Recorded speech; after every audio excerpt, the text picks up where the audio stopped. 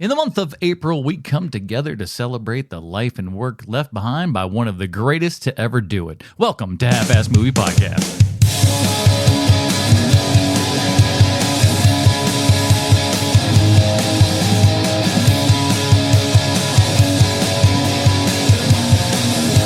Ladies and gentlemen, welcome back to Half-Ass Movie Podcast, a show where we put together a half-ass theme as an excuse to watch movies. My name is Adam Porteous, and joining me today, he isn't listening to your conversations. He doesn't think you're all that interesting. Sweet Sean Kovacs from the internet. You can't just reach inside a man's brain and pull out information. You have to ask first, Porteous. Mm-hmm. And he wants nothing more than to ride a moped through a warehouse. Bruce Leslie. Moped in, moped out, moped in town, all about. Man, let me tell you, anytime there's like, that is always something that I want to do is either like, you know, like ride a motorcycle or like I rode a skateboard through a closed Walmart once. It was like the most amazing feeling ever. My dad was like an assistant manager at Walmart. They closed down, and one night I had a skateboard, and it was the coolest thing ever. And then I was like, "That's every boy's dream." Don't do that. We're gonna get in trouble, so I didn't want to do that. Well, welcome back to HMP, everybody. In April, we are looking back at the movies of the recently departed Gene Hackman. Gene Hackman was one of our greatest American actors out of the new Hollywood era of the 70s, and we are kicking off Gene Hackman Appreciation Month with a conversation from 1974, directed by Francis Ford Coppola. This is I love this movie ever since I saw it many years ago, and was always wanting to kind of bring it up. And I'm glad that we get to kind of share it today. You guys, I know you'd seen it previously, Sean, right? Yes, I had. I'd seen it. I think I've seen it twice before this current watching. Gosh, Bruce, same. I've never seen this before. Brand new one for you then. All right, yeah. Sweet. This was one that when I think I first learned about it by reading, believe it or not, Walter Murch's book, the editor for this movie, and many other Francis Ford Coppola movies. He's got a book called, I believe it's called like In the Blink of an Eye or something. I think that's what it's called. But essentially the idea is, you know, how every time you're watching something and everything, editing is kind of like blinking. You don't really realize that it's happening. You just do it, right? And editing should be kind of that same sort of thing. It's like, you know, it shouldn't feel abrupt. It should just feel like, you know, boom. It's, of course, the obvious next natural thing that's next to happen in the story and stuff. And so I read a lot about the conversation from his book and everything, and all the stories between that and the myriad of stories that follow Francis Ford Coppola in his career around are quite something, and we'll probably get into a few of those and everything like that. But we'll be talking the conversation today. Before we do all of that, though, we want you head on over there to patreon.com/HMP and sign up, man. Pre-show, post-show, Dinger Zone. And Dinger Zone right now, man, we are doing all of our Daredevil Born Again 30 questions. And a lot of stuff to talk about over there. Good and bad. Good, bad, and otherwise, actually. Mm-hmm. So check out all of our Dinger Zone stuff over there. And, of course, the YouTube, man. Are you subscribed on the YouTube? You ought to be, because we're putting out new stuff over there, including my most recent review of the new horror film with John Lithgow and Jeffrey Rush called The Rule of Jenny Penn. Fantastic, by the way. If you want to see John Lithgow just kind of like, you know, going absolutely bananas and torturing Jeffrey Rush in an old person's home, Rule of Jenny Penn is right up your alley. Good stuff. So check all that kind of stuff out. What strange person is yearning for what you just described? Anybody that likes John Lithgow and Jeffrey Rush. Okay. You should. I had a girlfriend in high school who hated him. Like, it was so weird. Hated Jeffrey Rush? Hated Lithgow. Hated him. Like, probably the big forehead. I at the time I was like, hey, do you want to go see Raising Cain? I think was the movie. Oh yeah. And she was like, no, I hate him. I was like, okay, we won't go see him. I will say this though, like if you hate him, like Raising Cain ain't what you want to see. Because, like, he's really getting into, like, you know, he's going wild. He's going wild in that movie with all the different characters and everything. And he's just eating it, man. So he's 100% Lithgow in that movie. Yeah, for sure. if you don't like him and what Brian De Palma's doing right there, you're certainly going to dislike that movie, I would imagine. But I really enjoyed that film. I think if you don't like Lithgow, you could always watch According to Garp and maybe laugh at him in a dress or something. I don't know. do what you got to do. And I also recommend some other Lithgow movies and stuff. So even if The Rule of Jenny Penn isn't up your alley or anything, that's one of the things that I did at the end of the video is recommend a couple other, not only John Lithgow flicks, but also kind of stuck in crazy mental institution sort of movies and stuff as well. So check all that stuff out. The YouTube links are in the show notes.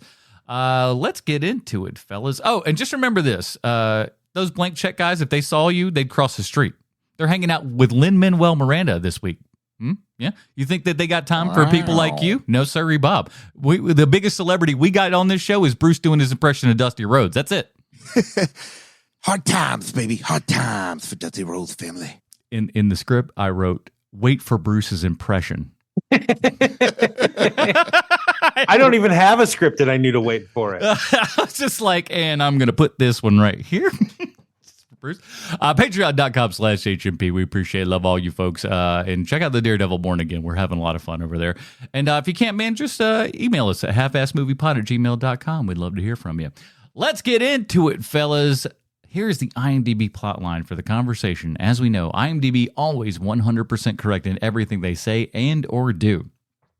A paranoid secret surveillance expert has a crisis of conscience when he suspects that the couple he is spying on will be murdered. This is written and directed by Francis Ford Coppola, who you, of course, know from The Godfather, Apocalypse Now, Dracula, Jack, Youth Without Youth, and, of course, who could forget it? And if you've seen it, you certainly couldn't. Megalopolis. Starring Gene Hackman, John Cazale, Alan Garfield, Frederick Forrest, Michael Higgins, Cindy Williams, Terry Garr, and some schlub called Harrison Ford. I have a question for you guys. That's just an overall question. I'm guessing that the first time either of you have probably ever seen Gene Hackman in a movie is probably Superman, right? The reason why, for sure. The reason why I ask is because that I can remember distinctly being a little kid and going to see the Superman movie, the first one, and then seeing Gene Hackman in something else and thinking, hey, that guy's the bad guy in Superman when I saw him in something else. And thinking, man, that guy's a bad guy. He's going to be a bad guy in this one too. And he wasn't. Yeah. Now that I think about it, he's wearing his wig in this movie too. Yeah. He's, I think that is the first thing that I never really kind of thought about it, but it does kind of make sense. If you're of a particular age, you probably, that is probably the first thing most of us have seen Gene Hackman in. That's funny. I think that's the perfect way to put it. If you are Gen X or Gen Y, it's probably the first thing you've ever seen him in. Yeah, that adds up and stuff. So Francis Ford Coppola is kind of off the success of The Godfather here and everything. Things are going pretty good for him at this point. And it turns out that, Paramount wants to do the impossible here and says, we would like to do a Godfather Part 2 or a sequel to a Godfather, which, was not a thing at that point. Sequels weren't really a thing at all for the most part. James Bond movies, but that's about it. Yeah, and even those aren't really tangential sequels, if you will. But he said, okay, I tell you what, I will do The Godfather Part 2, but I got to make the conversation first. You got to let me do that. And so Paramount was like, all right, listen, you've been making some money for us, so we'd like to let you do whatever you want to do. And that's been Francis Ford Coppola's kind of calling card, really, throughout his entire career. So, do you guys have any particular feelings or any strong feelings about Coppola outside of Godfather movies? I got tons. Strong feelings isn't the right word, but I think that he's one of those guys that he was always making movies for himself. Yeah. But and occasionally, because he's of all of like the incredibly famous director names, no one mishandles money more than Francis Ford Coppola. And true. So he then has to go back and do one for them again. And it happens all the time with him. And so because he has that, like, even The Conversation is one of those movies where it's like, oh, this is an art school movie just with really famous people in it. Yeah, this would not be a movie that Paramount, more than likely. Ever. No way. Not to this level of budget and everything that I'm sure that they've got at this point, which isn't huge, but I'm sure it's more than anyone would have gotten for this type of film pre, Francis Ford Coppola, pre Godfather, if you will. And so I think that the movies of his that I like the best are generally, with the exception of this movie here, are generally the movies where he has to go back and shoot one for them, because he still has that like I've got to make a studio movie, but I'm going to make it my way. And whenever that happens, at least for a good 20 years with Coppola movies, he makes some of the best movies ever made. And so, like, he always needs most of these guys need that. Lucas needs that too. Somebody who is going to tell you no, and you have to listen to them. And when that person isn't around, your product is the wrong word. Your film is going to be less than, because you need to do workarounds. You need to be smarter. You can't just be like, oh, well, I just sold my vineyard, so I'm going to sink $250 million into a movie that no one will ever see. Yeah. Everybody poo-poos Robert Evans, but you need Robert Evans to smack you down every once in a while until you know. I hate to admit that, but that is absolutely true. Because Robert Evans was a big, giant, old-fashioned jerk here and everything, but he was often very right as well. Yes. And that's how I see Francis Ford Coppola, is that he's one of those guys that he can make the best movie you've ever seen, but also his next movie might be the worst thing you've ever seen. Is how I feel about it. I appreciate what he tries to do, his ethos, what he aspires to do. I applaud that a million times, and I think I would rather see an artist take risks and stuff, and have sometimes those risks come off in their Apocalypse Now, sometimes those risks come off and they're Megalopolis, right? But he's trying. And that's something that you can't always say for a lot of other folks, especially once they're getting up into, their 70s and 80s and whatnot. Yeah. To where, like, Megalopolis is a giant piece of garbage that is just, but it's almost so bad that you have to watch it, because it's just like a crappy filmmaker's not going to do what Francis Ford Coppola does here. It's not good, but it's like it couldn't be done by somebody who was dumb. Right. If that makes sense. My relationship with Francis Ford Coppola, the first movie of his I ever saw was The Godfather. And prior to watching The Conversation, the last time I watched a Coppola movie was Godfather 3. So I kind of had sort of turned on him pretty quickly after I became familiar with him, because like I went from Godfather 1 to 3 in like a year's time. So I might have missed a whole lot of interesting stuff out there, but I just have, if it's not the first two Godfathers, I generally don't care if Coppola was the director. It's not going to pull me in. And it's weird because he's kind of had almost an odd inverse career that a lot of other folks do. They kind of start kind of low and everything, and then get up to, big giant heights and stuff over their career and everything. He's had quite the, a quick meteoric rise and super fall and everything like that. And it's just, I credit where credit is due. The man keeps getting back up to the plate. Through as many bankruptcies and refinancing, and he's always robbed Peter to pay Paul on practically everything he's ever done. I got to applaud the tenacity of the man. You can't help. He sounds like a larger scale Charles Band. He is, like, in a lot of ways. That's not an untrue statement. Now he's got more like artistic chops than him. He surrounds himself with better people than Band does, because he can afford to pay him, but he can only afford to pay him because, like, he leveraged his house 3 times over. Right. His kids aren't going to college, but you can make the rain people. Like that was his entire MO. It's like, and I would always encourage anybody to watch Hearts of Darkness. Oh man. The documentary about that movie. I love Apocalypse Now. I do. But I think I might like Hearts of Darkness more as a movie. I've never seen Hearts of Darkness, but I've heard exactly what you said from many people, Sean. So I need to check it out. Man, I not to give you homework, but watch Apocalypse Now first if you've never seen it. I've seen Apocalypse Now, and I find it good enough. I find it interesting in a lot of ways, but now, Bruce, think about it like this: as much as I should. What if you made a movie about your wife, set dressing and stuff like that, and put the whole movie together with her in it, and you're directing, and it's going tits up real fast, and you're going, well, we're just going to keep the camera rolling here, and eventually we're going to make a documentary out of this. Just kind of, which is what happened there. Is his wife is just kind of rolling. Okay, I got to check this out. Well, there we go. And it's like she was giving herself a project because she knew that they were going to be in the jungle for so long, and so she's like, you know what, I'm going to shoot this thing because damn it, I went to film school too. And for the record, I saw Apocalypse Now during that same year between Godfather 1 and Godfather 3. Oh wow, so you really, you really went through it then. Yeah, and you can see the evolution of Francis Ford Coppola on set, where he goes from fat to skinny and everything. Yeah. It's crazy, dude. After that heart attack and stuff, he loses like 60 pounds, and like when you see him on set, and he's still got this giant head and super big giant beard and everything, and it's just like, and it's that 70s tan. You've been out in the sun all damn day, looking like leather. It's great. Yeah.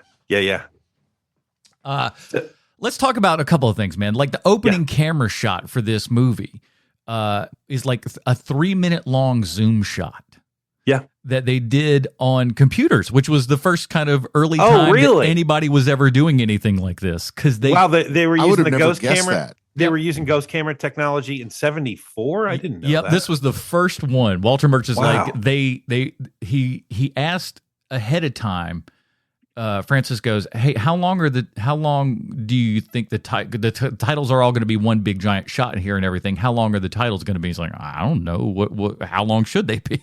He's like, just, give me a length here and everything. And they did that to program in for that 3-minute long zoom shot there and everything, but put that into the computer. And that was the first time that was ever kind of used. And again, Coppola is another one of those guys that was always kind of like on that cutting edge and stuff, and would literally look at some people and just go like, no, we're going to get all brand new. He liked nice things too.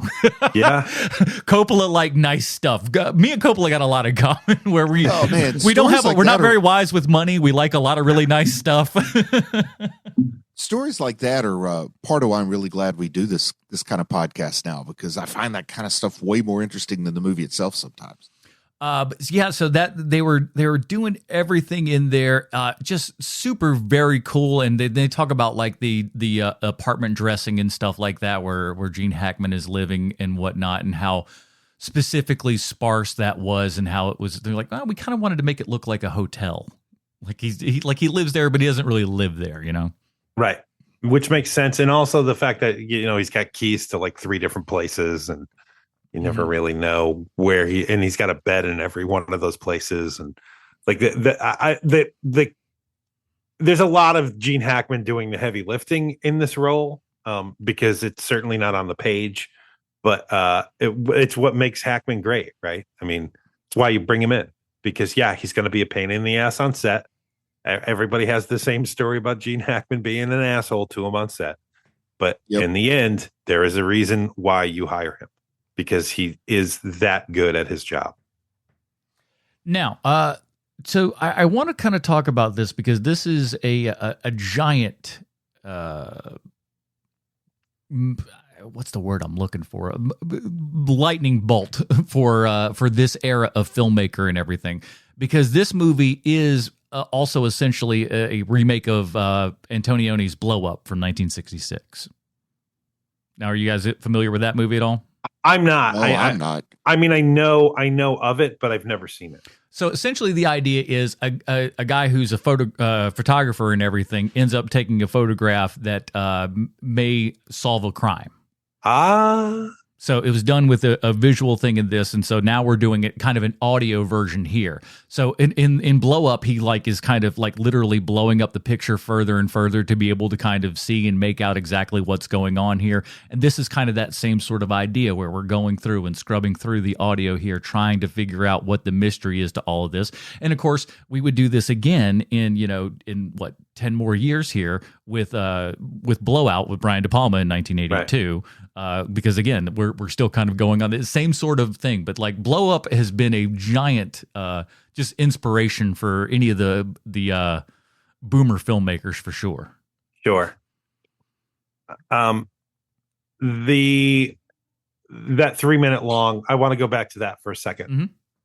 because my very first thought watching it this time is they're so focused on that mime, and I'm wondering how many of the people in this shot are bystanders and how many are actually in the movie. I mean, clearly the mime is from the movie, for sure.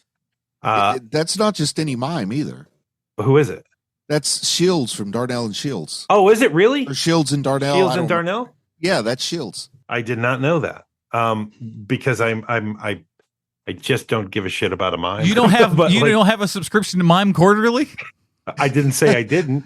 I've been wondering how much a professional mime makes lately. They got that one at SeaWorld. It's all over the socials. The problem is they always say mime your own business when you ask them. Sorry. But I wanted to see Gene Hackman punch that mime so badly. Like when he showed up. I feel like in real life he would have if this was not a film. Absolutely. Shields, you got away with one this time. This is a great movie for kind of like very much a show don't tell kind of thing. Yes. Because we are the whole opening scene and stuff, we are left to kind of gather what's going on here. They don't really sit there and slap you in the face with it and tell you what it is until, a couple of minutes in. Right. Or the character development through Raincoat. Yes. It's just that kind of movie, man. Yeah, there's some kind of filmmaking here that's magic, but at the same time, it could be frustrating because you have to pay attention. Yes. Even though you're basically hearing the same conversation through 30% of it. Yeah, it is important to pay attention to this movie, which is why about 10 years from now, no one will know this movie exists. It's Coppola taking show don't tell to the extreme. Yes. What I like about this movie is it also is giving you very much an idea of what an editor's life is like, is going through and hearing those kind of same things over and over and trying to, either pick out the best part or put it together and figure out which goes where, and him using all these different, sources and stuff and having to try to piece everything together to make that perfect thing. And that, like, I love the kind of dispassionate, approach that he takes to everything. It's like, this is just a job. I'm not working at anything else. It's specifically just to get the best recording. I don't care what they're talking about. That's not what I'm hired for. That's different than great. It's different than that, though, because he is incredibly passionate just about one part of his job. Like, he doesn't care what they're saying. He doesn't care what this is about. It's literally about getting the perfect recording for him. That's the only thing he cares about. And as a person who can obsess over sound production, sound recording quality, all the sound stuff, man, that spoke to me, especially when the other guy's like, why? You know, this is fine. You're good. You got it. And he's like, no, I got to get it to make me happy here. And what's funny is Walter Murch was talking and he says, people have often asked us, like, why can't we just do like Henry Call does in the movie and just take out that background noise? He's like, well, we didn't do it then either. This is made up. These things aren't actually, you can't just go like, well, let me turn down this. You can do a couple of digital things these days. But certainly, we got isotope now. They didn't have isotope back then. No, but it's something else where it's still, this movie convinced a lot of people that things like that were actually still were able to happen. So good. The audio version of Zoom and Enhance. Yeah. Mm-hmm. Speaking of kind of music and stuff, the music was actually written before anything was shot in this movie. And the music was then given. So that's what Francis wanted. He wanted the music to be written before the movie, and actors listened to the music and stuff during the shoot in order to kind of, get the vibe and understand what things were going on or whatever. But that was, again, something weird and odd that normally doesn't happen on film shoots. But, it's Francis Ford Coppola in the 70s. He was kind of just doing whatever he wanted to. That is absolutely true. Same guy who did the music for All the President's Men. Oh, really? Yeah, a guy named David Shire. I was just looking him up real quick. I didn't pull that off the top of the dome or anything. Taken of Pelham 1, 2, 3. Good John Carpenter film. But by the way, hold on. I got a question. Is Hackman? I'm sure he's not. That isn't his saxophone we're hearing. No. However, is he actually playing it in the scenes? Here's the thing, I think sax you can fake pretty well. As long as you got I guess your it comes down to is Gene Hackman a saxophone player prior to getting this role? Like maybe I don't think so. I think Gene Hackman's a lot of things. I don't think he's somebody that will sit and learn an instrument for something. I could be wrong. It's kind of on the fence, right? Like that's the question, because I could totally see him like for 2 months learning how to play it. But I could also totally see him being like, I'm not doing that horse shit. We'll shoot around it. He might have taken a lesson or two just to learn basic fingering so you don't look completely stupid. But again, I think it's not like guitar. Guitar is a lot tougher to kind of fake properly. I think saxophone, if you, and especially because, again, like I said, he knows the music that he's doing too. So he can, kind of program himself, if you will, to kind of sync up to make it look like he's doing, something good. So I'm pretty sure that saxophonist in Electric Mayhem isn't playing that saxophone either. Hold on. I don't know, man. They had an air tube that went up through the puppet and you had a bag in your armpit. Yeah. Man, Frank Oz was way better than you thought he was, bro. he's playing this. Blue Lou, was that his name? Blue Lou, I think, maybe. I think so. He always was in the locker. I would love that guy. Let me look it up. Whenever we watch these older films too, I kind of like to think about them in the context of what was going on when they were being made. So this movie, it was released in 74, but I think I read that the production was in 72 and 73. And if you look at the same timeline, this movie gets written, it's in production, and then finally released. It almost perfectly follows the Watergate scandal. Richard Nixon in 72 is when it started, when people found out about the whole Watergate wiretap thing. And then by 74, Nixon had resigned. So it's strange how this kind of follows that timeline so closely, but it also, I think, makes the movie a little more interesting to me. No, it absolutely does. Everybody can calm down now. People who are up in arms. His name is Zoot. Zoot. Of course. Zoot from the Electric Mayhem? Yes, Zoot is the saxophonist in Electric Mayhem. Hey, what's Zoot's nose look like, eh? It is like a yellow... Like a yellow eggplant? Like you'd be doing some Zoot, yeah? All right, there we go. Doing some toot. Zoot with the toot. Mm-hmm. A little bit of that going on in the Colombian fruit. The music, by the way. Sean, does this music sound at all like the theme in Severance? I didn't notice it sounding like the theme of Severance. It is so very much. Is it? I will tell you, I've watched all of season 2 of Severance now. Mm-hmm. It is the rarest of cases where I'm about to give up on the show, man, because like midway through season 2, I was like, man, this show is not doing it for me. And then, is that Ben Stiller's show? I get some of the shows confused. Okay. And maybe 2 episodes before the end, it hooked me back in and I was all the way in, baby. It's pretty rare when a show's able to do that. Wait a minute. Is that the show, Sean, that you had complimented their use of liminal space? Yes, it is. Okay. I've been curious about it, but I still haven't seen it. And the liminal space is one of the reasons why I was like, because they use it less and less in season 2. And so my reason for watching the show started going away. Did you was it the Harmony episode? Because that's the one that almost broke me. I said that could have been an email, that episode. Man, there's that one. There's a couple. There's that episode. There's the episode where they are in the woods. Oh, that's all right. I hated that episode. There's the episode where we keep dreaming, or are we? And you know how I am with that stuff. Oh yeah, you're not a dreamer. And so I was like, I'm about done with the show. And then, they sucked me back in. I made it through the entirety of Game of Thrones. I can make it through anything. But back to the conversation here. Yeah.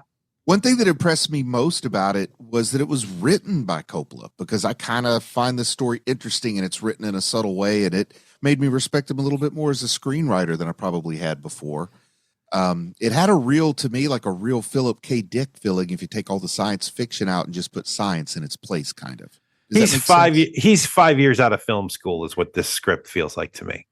Well, he probably was a big Philip K. Dick fan or something. Then who knows? Or maybe at least a fan of one of his short stories, because it just the way he explores the paranoia, the psychosis, the questioning of reality. It has a real Philip K. Dick feel to me. What if I can always told tell you, when something has a Dick feel to it. What if what if I told you that this movie, the screenplay was dictated by Francis Ford Coppola? Dictated. That Yes. that adds a new flair to it. It was, and the recordings and stuff are on the DVD and special features and stuff like that, so you can kind of just hear it, and it's just the audio quality is pretty bad because it's just like, he doesn't have a good mic on it, and it sounds like he's doing it in a cafe or some shit. But what do you think, Sean? How would you like to start dictating your writing? I would hate it because that's not how I write. I know. I think that my mind would struggle to adapt, because now it'd be pretty easy just to hook up voice to text recognition if that's what you wanted to do. But no, it doesn't work for me. For some reason, I need that visual component. I need to have that lag between getting it onto a computer screen and in my head, because then it's almost like, oh, no, I have a better idea for that.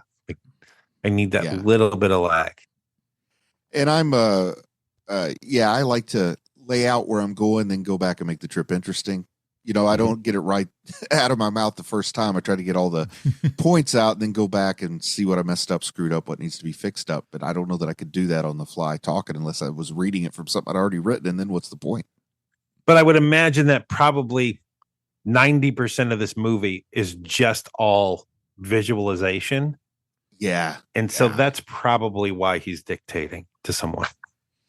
Yeah, I can see that. This isn't a David Mamet script, right? We're not rolling back and forth and stuff like that. He's not tapping his pencil to make sure he has iambic pentameter. Yeah. Oh man, I can see it probably goes like this. I don't know. The guy plays his saxophone for about 7 minutes while we linger on it. Yeah. No, next page. Interior warehouse. Daytime. Even though it's the mid 70s, it's still the 60s in his apartment. I love it. There's probably some truth to it, he checked out of the real world 10 years ago. Which, by the way, 6 years ago or whatever. The most relatable thing to me in this entire movie is him getting home and just pants go off, baby. I love it. It's the most man thing in the world. It's like you just get home. It's just like, man, these shoes and pants got to go off. That's it. I just got to be free and loose, And if you ain't got anybody in the house, that's the way to live as a single man. You just get home, pants right off. I remember that was me, especially in film school, because I was in Orlando and it was hot all the time. So whenever I got home, boy, his pants was off every time. My favorite depiction of the pants coming off when you get home from work come from Scrubs, when Turk, the surgeon, was explaining to, I don't know, someone what he does after he gets home from work, and he's telling about, I'll sit down, I'll review the charts for tomorrow's surgeries, I'll think through what I'm going to do. As he's explaining it, it shows what he really does, which is come home, kick his pants off as he's closing the door, and sit down and watch Sanford and Son all evening. But he didn't want the lady to know that. I loved it. Sounds like what I'd be doing. John Cazale, just the man was in 5 movies and every single one of them a banger, and then he left this world. It is insane. His hit ratio will never be matched, not once, not ever. No, he's a legend. Incredible. He deserves a statue or something. It'd be a small little statue too, because he's a cute little guy. I was going to say, once I say that is when all the emails roll in of pictures of statues of this guy in every U.S. state. There's a New Jersey statue with John Cazale in there. That'd be great. Man, just 5 movies, each one of them just incredible. The thing is, he's always just this naturalistic kind of thing. Whatever little bit that he's in, you buy him in that role, be it this. And here's the thing, between this and Dog Day Afternoon and The Godfather and stuff, Deer Hunter, all of those characters, while they all look like him, are pretty different characters. Yeah. I say the so secret impressive. The secret is that he's a stage actor first and a screen actor second. So he's had to play whatever. You might be in the same show and somebody doesn't show up, so suddenly you got to be the grandma. I know that he was a stage actor first, but you also have to be able to shift gears, which not every stage actor can do well. Agreed. And because he can play small, and I don't know how many stage actors are able to make that transition as well as he's able to do it. Like Yeah. when you think about like that little blonde lady who was in everything on Broadway for like 10 years, 15 years, who then transitioned to television and movies. I can't remember her name. I know what you're talking about. Chenoweth? Chenoweth, thank you. Like that lady can't act small. Never. The original Glinda. Yeah.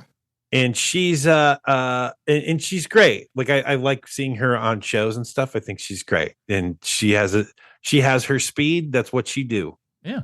Don't ask her to do anything else though, because that's what she do. Speaking of speed, man, Alan Garfield comes into this movie, and I love this dude and everything he's in. He's also one of those guys that's been in 150 different things. You've seen him in a bajillion things. Yeah, he's good in all of them, and he's good as hell in this one as a guy who's clearly in, like, he's in the same field as Hackman, but like he wants to be Henry Call so bad and wants that mantle, wants to work with him together and everything, but at the same time too, he's clearly just so jealous of everything that he's doing. It's so bad, man. If he were like 10 years older or 10 years younger, he would have such an amazing, like everyone would know who this guy is.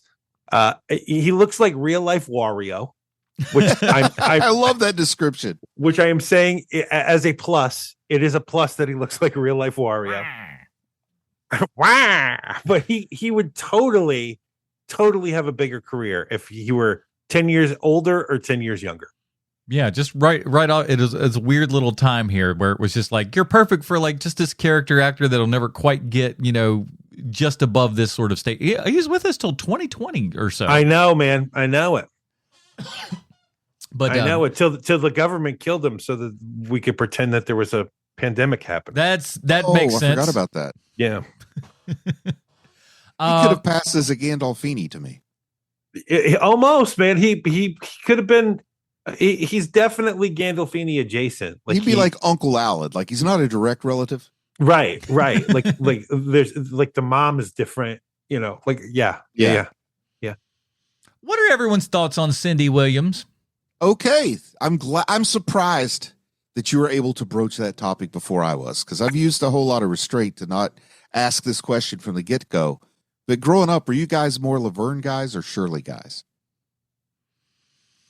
Man, I don't have a speed here. I was a Rhoda guy. I mean, we were all Squiggy guys. We'll just get that out front. That we all much like is true. Squiggy best. When Mork and Mindy's on, in 30 minutes, you don't think about who's hotter, Laverne or Shirley. You wait for Mork and Mindy. The answer is Shirley. I always like Shirley a little bit better. So I was glad. I don't think I've seen Cindy Williams outside the context of Milwaukee, Wisconsin before. So I really liked it. No schmilling, no schmozzling. It was great. Well, I mean, the reason why she's in this movie, right, is because of American Graffiti, I'm guessing. Yeah, that's just before this. Yeah. I forgot she was in that. And again, like George and all these guys are all buddies here and everything. Yeah. Like them and De Palma, it's like everybody's talking to everybody. They're all in the same club together. Yeah. They're having good times. You leave them be. I think she auditioned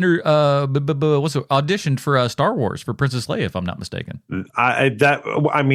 It's a crime if she didn't, because she's in so many of these buddies. I definitely prefer who they got as Princess Leia, but it's not a bad idea. I mean, I could see why before at the time when you don't know what the future holds. Yeah. She's definitely got that Leia vibe. I could see it. But I mean, come on, Kurt Russell is Han Solo though.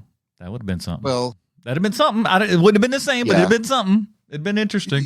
You'll never get me to say no to Kurt Russell, probably, but I'm glad we got who we got in both. Oh, exactly. Yeah. But it's one of those things that, like, if you were to say any other name when you say Kurt Russell, it's just kind of like, oh gosh, if anybody.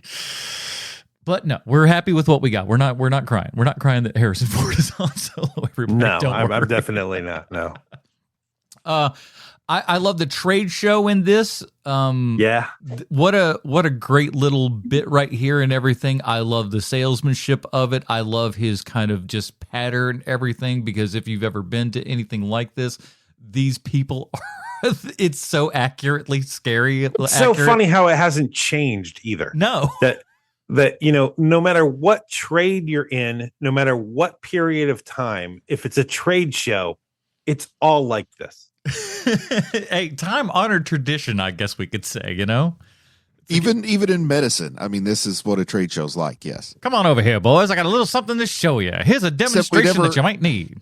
We don't get the pretty ladies with glittery makeup on their eyelids, though, like they do here. Yeah, then you're going to the wrong trade shows.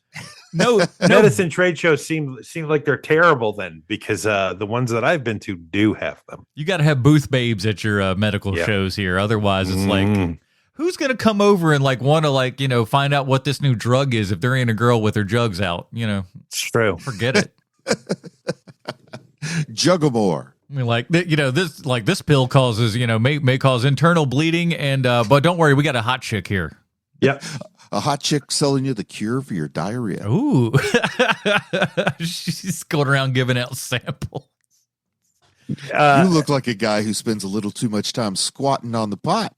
Why don't you try some Imodium AD? To switch gears here. So one of the things that I noticed in this is, everybody waxes nostalgic for 70s New York, right? And with good reason. It's dirty and it's gross, but there's something cool about it. But no one ever talks about 70s San Francisco, which looks way better to me. I would never want to hang out in 70s New York. I totally want to hang out in 70s San Francisco.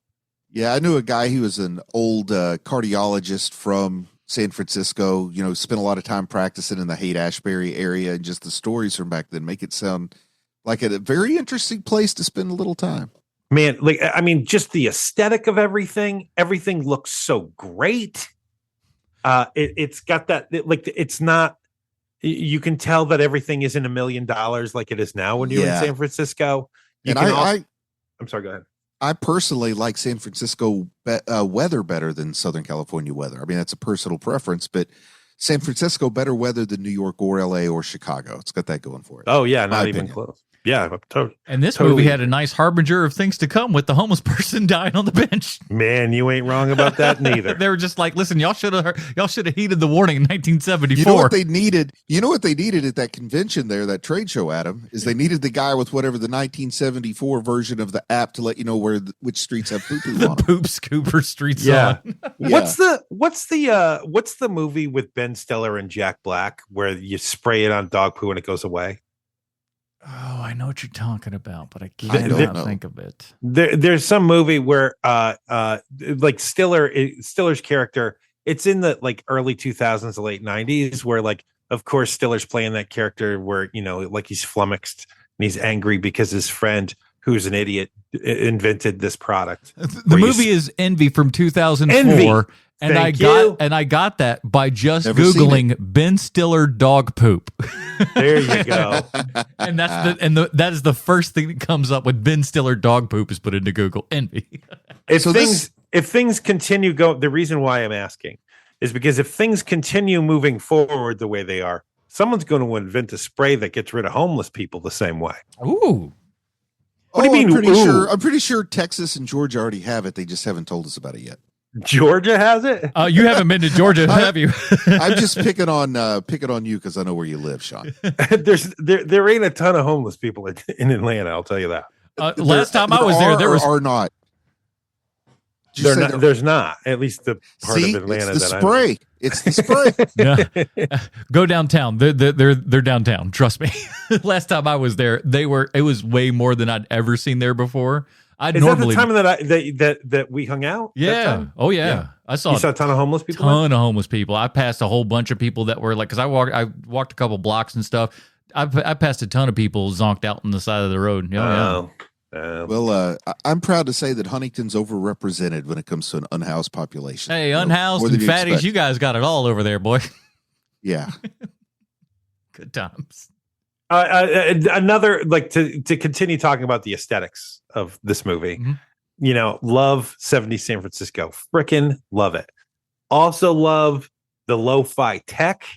It's all it's buttons and it's metal.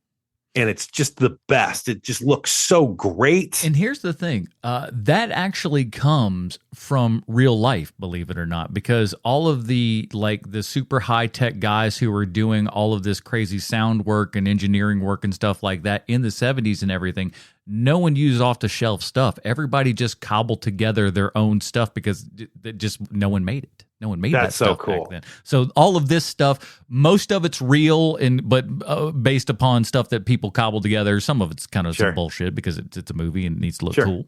But a lot of that is based upon things just people kitting together stuff. God, that's so cool. Kunk kunk when you press play.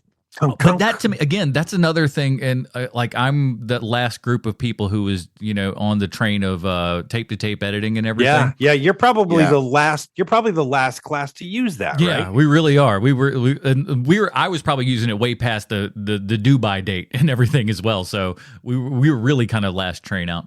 But there is something that's just magical about the physicality of that editing and stuff and the moving back and forth. To me, cool. It was like I was editing video, but it was also half a musical performance as well, because you'd be slapping buttons and these things were built like tanks, so you could beat the shit out of them. So you would just be slapping buttons and flipping things and turning knobs and just punch, slap this thing over there. And then you're running down the hall with the tape to slap the tape into the machine and everything. So it's a very visceral, real kind of thing. And this very much gets that kind of feeling across and stuff, and that hearing and going back and just checking. And because, you get to the point where you're like, even 1 or 2 frames on an edit makes a difference. So you're going back and you're listening again and trying to hear that musicality of it and everything. And it is so very well represented in this movie. And again, that's also due to Walter Murch, being the editor of this movie. This is his first feature that he's doing, and quite an astounding work for your first feature. Because not only is he doing that, he's also, responsible a lot for the sound mix and everything like that. Walter Murch is also, not only a big editor, but big sound guy as well. Let me get this joke in because you're running out of breath. Please. And Bruce, I'm sorry, because you're probably not going to get this joke, but I guarantee you Adam will. You know who's probably still using this equipment? Full Sail. I get the reference. Oh, you do? Yeah, we actually have a friend who is a Full Sail graduate up here who got a job with Technicolor. For some reason, Apple needed someone to do the sort of thing he was doing with Technicolor, working with lighting. So somehow he gets hired by Apple at the time when everybody said, don't take the job. Apple's about to go under. And also, instead of paying him his market rate, they were giving him a lot of stocks instead. Holy hell. And now the guy is like filthy rich from doing lighting that he learned to do in Full Sail. So he must be the biggest success story ever from that place.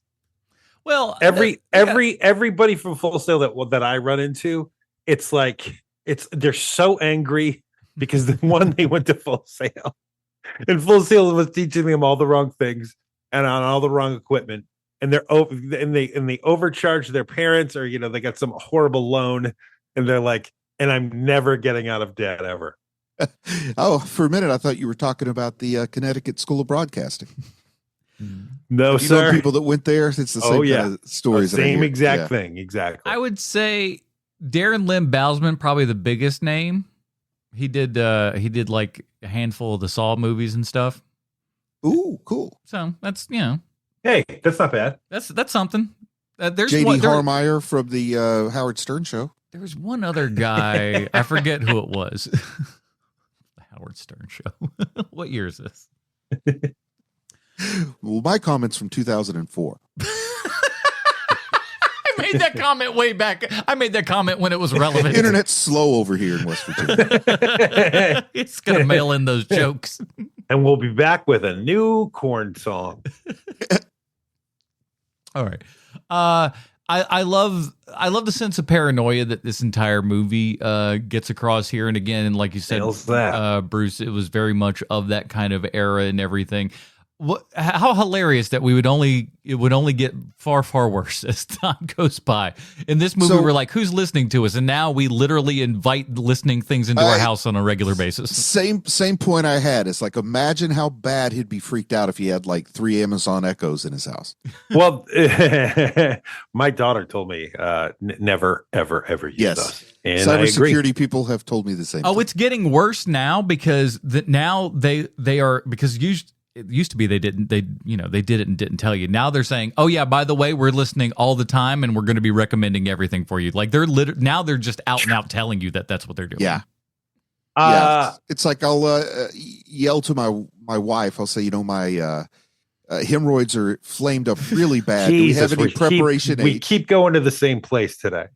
Yeah, well, I'll say, boy, do we have any preparation H? And then suddenly on Facebook, they're showing me ads for preparation H. It's crazy. That's how they get you. That's why you should not have your phone on the toilet, people. Now, I know this was the story at the time when the movie came out. Is Gene Hackman an enemy of the state the same character as from The Conversation? I love the idea. I think it's very, very fun. Idea. I haven't watched Enemy of the State in quite some time. I need to watch it again. Big fan. Tony Scott, gotta love it. It's just kind of it's really outdated now when you see it. Well, what's super fun is that, like, I think he ends up putting it in on a Game Gear and putting the Game Gear in his bag and everything. So I always enjoy seeing a good old Sega Game Gear. He has a different name. Gene Hackman's character has a different name. But you would imagine Harry Cole would probably change his name. Of course. And so I'm wondering... Harrison Collaroo, that's his new name. That was it's Brill in Enemy of the State. But okay. I'm wondering, is he... Like, how much of it... Because did anyone ever ask Gene Hackman? No, probably not. Or if they did, like, he's also seems like one of those guys that just be like, I don't know what the hell you're talking about. Get out of here. Yeah, could be. Yeah. I could see him either being like like Harrison Ford, either being disarmingly fun, where it's just like, what's going on here? He's having a lot of blast, or a real piece of garbage. I don't know that there'd be a lot of in between. Right. And speaking of which, right. So when Harrison Ford shows up, now keep in mind, I've seen this movie before. Yet every single time he shows up in this movie, I'm like, holy shit, that's Harrison Ford. Hey, little baby. And he might be the most handsome man in the world at that point. Yeah, it's crazy to see how smooth that face is on him. It's kind of disrupting when you see him, because you're just like, that's Harrison Ford. And he's a child in this movie. Like, it feels so weird. I think the weirdest I've ever felt was when he popped on screen in Apocalypse Now. That is pretty weird. That was a movie where Han Solo just did not make any sense. The cool part about him showing up in this and stuff too, and in an odd way, if you think about it, you can kind of see his star coming along the way, in as much as he's holding his own with Gene Hackman on the screen here. And I'm wondering here, right? Because he's in the production mill at this point, right? Because he's a contract player still, right? Under contract. Yeah, I think he is he's still doing little stuff here and there. Right. But he had done all of those Western TV shows, right? And in 74, like, he does that. He's in this. He's also in, like, Gunsmoke or something. Like, I mean, his 74 is very surprising, because 73 he's in American Graffiti, and that's kind of what changes his career as American Graffiti, right? Because before that he's just a contract player, and he's just showing up in TV shows where you're like, maybe I want to see that episode now. What are the chances at this point, 1974, that while this movie was being made, Harrison Ford absolutely could not stand Gene Hackman? I think there's very little chance of that, because when you see interviews with Harrison Ford during like Star Wars, right before Star Wars comes out, and they're not gigantic stars yet, they're asking them questions. They're asking the big three from Star Wars questions, And Carrie Fisher's just coked out of her mind, so she's not really answering questions very well. And Mark Hamill's trying to be fun and funny and talking about how Alec Guinness isn't really like he's such an actor of the past that it's so interesting to work with him, now that we're in New Hollywood and all this stuff. And Harrison Ford is the exact opposite, where he's like, I learned a lot from him being on set. He taught me subtle nuances and things I'd never thought about before about getting in the character and stuff like that. And I was like, oh, holy cow.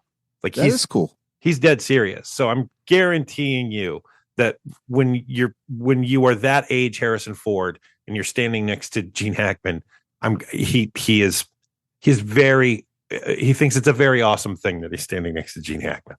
Because Hackman and Ford both famously prickly, but sometimes two prickly people really get along well together. Well, I don't think he was prickly yet, is what I think you're right. But some people were born prickly, some learn to be prickly. And the way that he, I don't know how much is Hollywood legend and how much is true, but the standard story is it was never like a dream for Harrison Ford to be an actor. It just kind of happened. So he never got too caught up in the ego side of things. But I don't know if that's true or not. I feel like that's a little disingenuous. Yeah, that sounds a lot like Michael Keaton. I named myself Michael Keaton because I'm a huge Buster Keaton fan. When you're like, really? I don't think that's true, Michael. Well, it's like, Harrison Ford's like, oh, I didn't really want to do this, but like you have a decade's worth of acting credits before New Hope. Like, okay. And like you've been on a lot of TV shows for a guy who don't want to be an actor. Right. You know what I'm saying? That's kind of the funny part where you're like, I like think for a lot of people like me, the perception was he was doing nothing but being a carpenter, and then he got thrown into Han Solo. Right. Because that's the story. Right. It's the same thing with Stallone, where like, oh, well, I was so poor. No, you weren't. Your parents were paying your rent so that you could still live in New York or Hollywood. I said I was poor. So to give an example here, right? Because I just looked it up. So 73, Harrison Ford is in American Graffiti, and it changes the trajectory of his career. His 74, he is in an episode of Kung Fu. Yeah. And The Conversation. He's in The Conversation. And he's also he's in a TV show I've never heard of before called Petrocelli. He's in that for an episode. So like he's kind of all over the place at this point in his life. Like he's in the years before, he's in the Mod Squad, he's in the Virginian and Ironside. So yeah, he's got representation. He's doing auditions. Well, he's not just being forced into acting. He's in the studio system because that's what he said, was that he was in the studio system and no one was sure what to do with him. And so they would just put him in, every Western that they made at the time. Put him in a handsome boy role. Right, exactly. But him in Kung Fu, I kind of have to see that episode. Did you see his character's name is Mr. Harrison in Kung Fu? Get out of here! Really? Yep, Mr. Harrison. There it is. I need to check that one out too. I'm sure it's on YouTube. That's all those things are. The kind of like the old trope that there's only a finite number of stories in terms of plot. Like every plot has its basic core of what kind of story it is. Mm-hmm. This is a descent into madness. A man descends into madness is the story. How do you feel about that descent once it starts happening, particularly the first time you realize he's having a hallucination? I love it. I love everything about this. I love how, like you said, when we get all the way to the end where it's just like, when you come from this world, when you're the guy who's used to, kind of putting your magnifying glass on everything and looking at stuff, when it's turned on you and what's possible, what's, what lies out there, it's only going to scare you even more so. And if you know that somebody out there is, your equal or is doing something that you can't quite catch, that's going to drive you absolutely batty and stuff like that. And I love him just kind of tearing up the apartment, looking for the bug, looking for the thing that honestly might not even actually be there. And then it might be there, like that's the fun part of it. It's like, you're not even quite, 100% sure what's exactly going on here. We know there's a bug there because they recorded him and they played it. Right. But how much of that is his imagination and how much of that is. Yeah. Did he even hear any of this stuff? Yeah. That's the question. Did he even get a phone call in the first place? Yeah. Once he has the first full blown hallucination, I still find the story interesting and I'm following it, but I'm a little annoyed in that nothing has to be real now. Right. And but again, it's that paranoia, and again, like you said, Bruce, within the era that we're working with here and everything, that is on everybody's mind. To answer a question that MVD sent me instant message, I believe that there is blood in the toilet. Because I do believe that the crime scene was cleaned up. I don't think that's a hallucination. Oh, the flooding and everything. You think that's okay? Okay. See, I thought that had to be hallucination. Oh, so you think it's a hallucination? That's what I think. I'm not saying that I have a good reason. No, man, to think look, that. this is what makes this movie so cool. I always took it as a hallucination. I assumed it was a given. I assumed that there wasn't even a murder. Oh, wow. Yeah, because in the end, both Cindy Williams and her lover are still alive, and it's Robert Duvall died in a car wreck, and it's insinuated that they caused the car wreck, and he's freaking out because he thought one of the lovers were dead. Well, they kill him in the hotel room and then set up the car wreck. Yeah. Okay. I missed some of the subtlety again because I didn't know what was real, and I assumed that was hallucination, and that the car wreck is just, oh, well, that fits his. We could also both be right or both be wrong. I mean, that's the way. Yeah. Oh, yeah. And once again, I'm not claiming at all to have any kind of evidence to back it up. This is just what I thought when I was watching it. And now that you give me your perspective, I can rewatch it and probably see it in a different direction. I'm not married to this idea, but I just wanted to ask about it. I know I tend to get uncomfortable with things like Legion, where I can't trust what's on the screen. Sure. You guys like Legion from square one, so I just didn't know if this hit us differently. But I also know you hate dream sequences, Sean, and to me, hallucinations are just another form of a dream sequence. No, and you are right, but I don't like dream sequences when it's just full of horse shit. But there's the one thing of a realization that's like, this is how much longer are we going to have to see this in popular, storytelling? It drives me crazy. And what I really like about this, the reason I made the Philip K. Dick comparison, is because you go through it and you don't know what is real and what is paranoia. And I had a psychopathology professor 25 or more years ago tell me just because someone's paranoid doesn't mean that there might not be someone out to get them.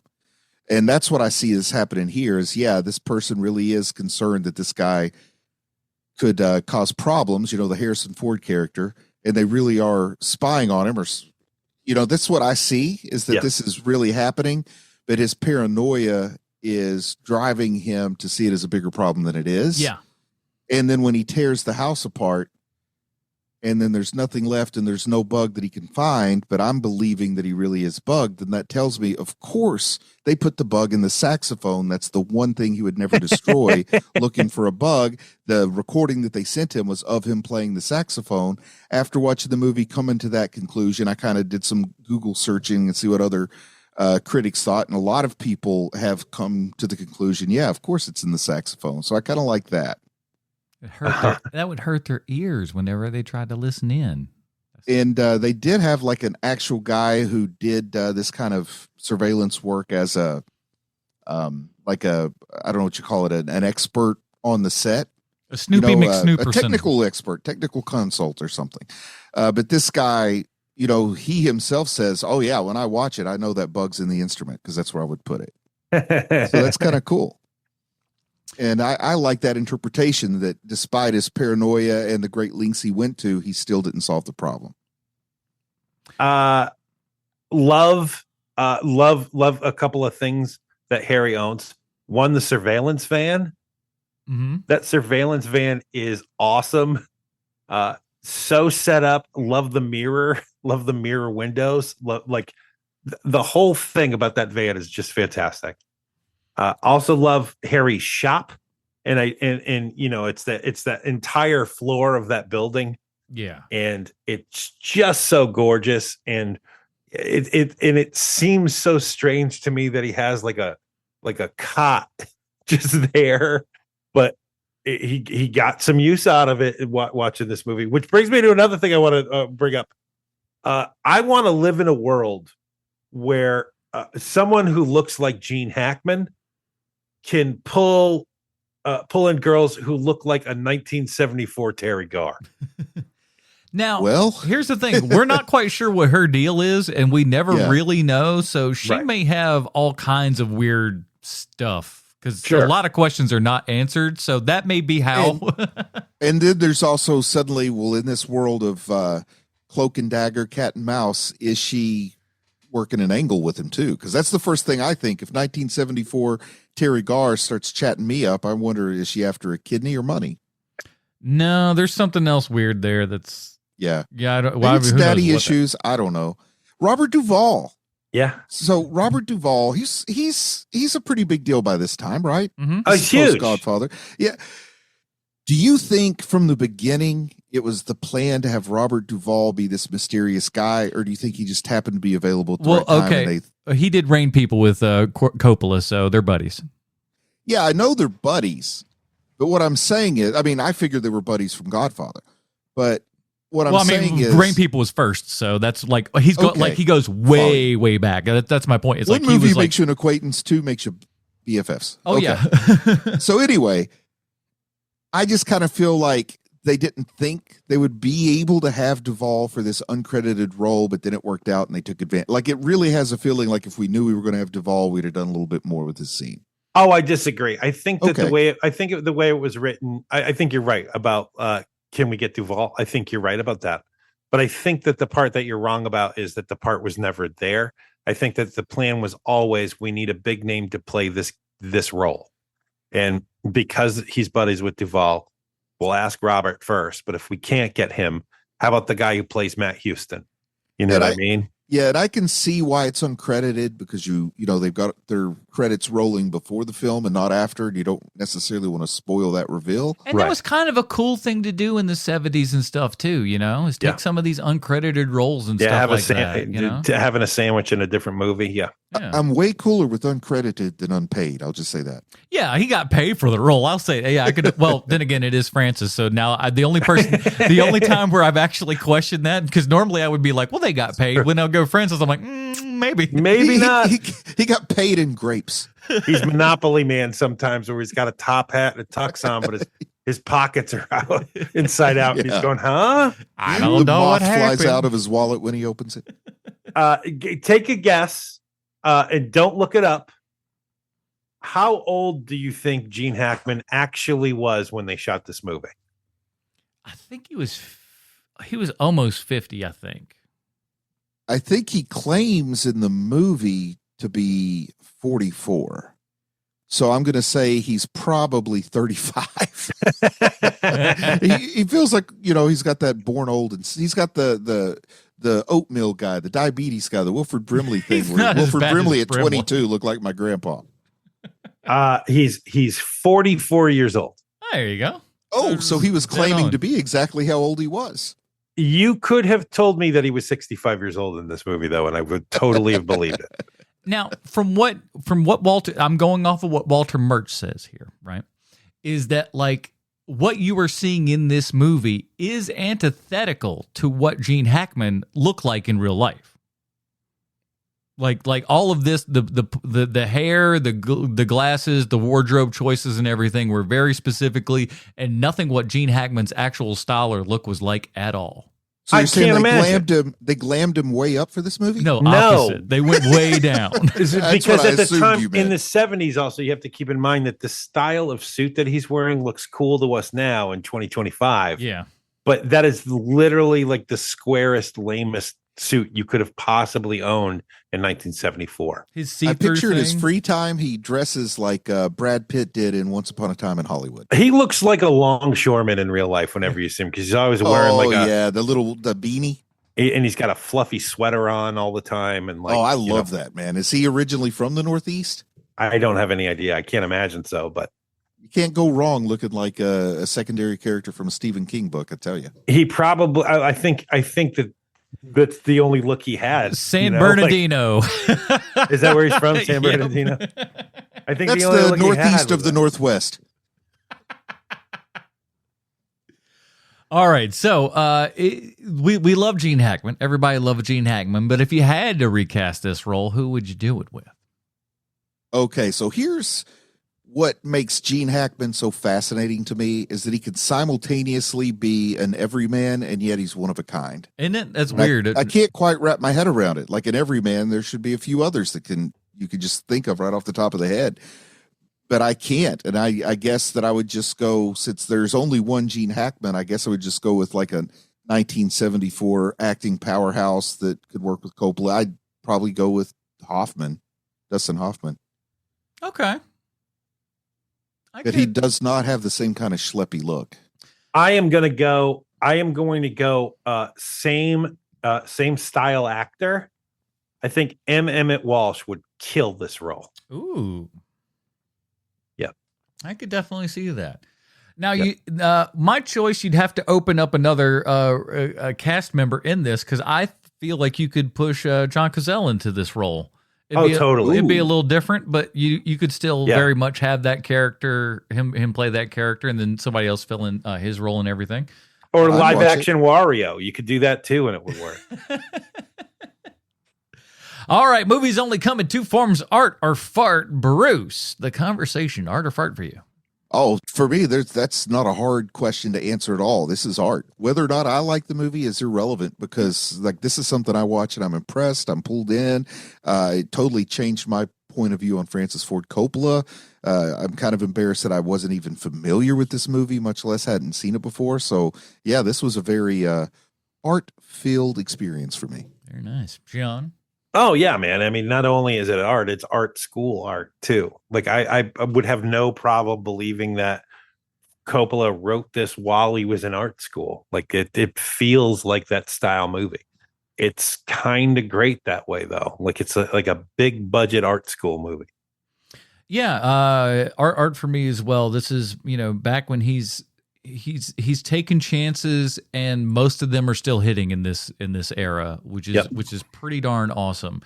And the crazy part is people are just allowing him to do whatever he wants to do, and he's taking big and bold wild swings and stuff with what he's doing. And even in his kind of corporate work with Your Godfather and stuff like that, he's still changing movies at that point, which is kind of a wild thing to think about. But this movie, it's so awesome that the success of that gave him the leverage to be able to do something like this. And I wish he had some more successes in life so he could get bigger and better swings, because man, when they hit, they hit really great, but when they don't, boy, is it at least it's something to watch, I'll tell you that.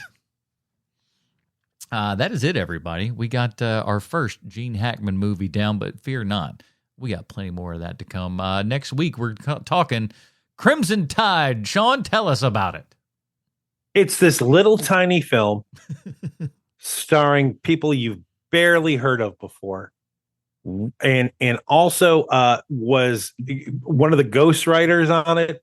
May or may not have been on mountains of cocaine when he did some ghostwriting on it. Hey, man, back then cocaine was cheap. Okay. Oh, that makes it okay then. If you could get it for a good price, Well, I am a spendthrift. Bring in more, please. Well, I guess I haven't followed the markets. Has the cost of cocaine outpaced inflation? I don't know. It's gone like you all don't over the know. place. Listen to him. Listen to him trying to keep the cop I off have his no trail. idea what inflation is these days. Due to all the cocaine. Dude, all the cocaine I've been doing. These things happen. So yeah, man, next week we'll be talking about Crimson Tide. So come and check that out. And you listen, you can't go bad with some Denzel and Gene Hackman. What do you want? Man. If your heart's not soaring on the idea of that, I don't even know why you're here at this point. How'd you get this far in the podcast? You wild.